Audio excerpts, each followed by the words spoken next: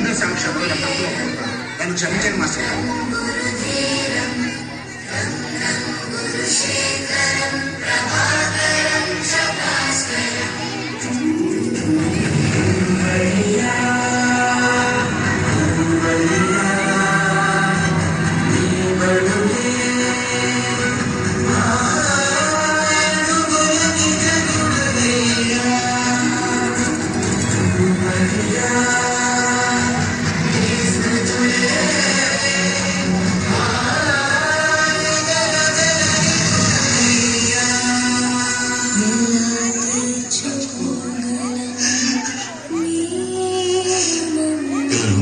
మీరు లైఫ్లో సక్సెస్ అయ్యాక గెట్ టుగెదర్ అని మీరు మీ ఫ్రెండ్స్ కలవడం కాదు, మీ విజయం వెనక మీ భుజం తట్టిన మాస్టర్ ఒకరు ఉండే ఉంటారు.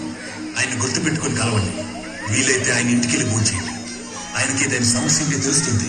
ఎంతైనా మాస్టర్ గారు కదా, ఆత్మాభిమానం ఎక్కువ, కష్టం చెప్పుకోలేదు. గురువుని గుర్తుంచుకోలేని విజయం కూడా అనాది.